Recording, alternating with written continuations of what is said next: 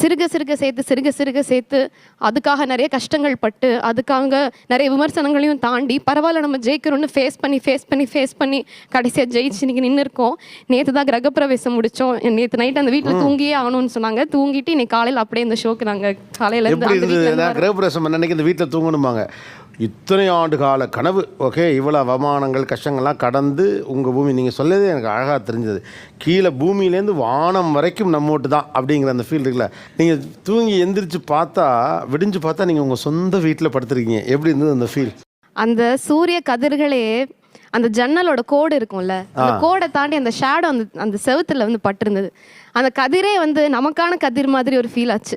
நம்ம வீட்டில் நம்ம கட்டின வீட்டில் அந்த சூரிய கதிர்கள் அந்த ஜன்னலோட ஷேடோவோட பார்க்குறது அவ்வளோ அழகாக இருந்துச்சு. என்னோட வீட்டில் போய் எல்லா கதவையும் நான் முதல்ல அப்படி திறந்தது. பின்பக்க கதவெல்லாம் வச்சு ஒரு வீடெல்லாம் நான் பார்த்ததே கிடையாது. ஐ மீன் வாழ்ந்ததே கிடையாது நாங்கள்.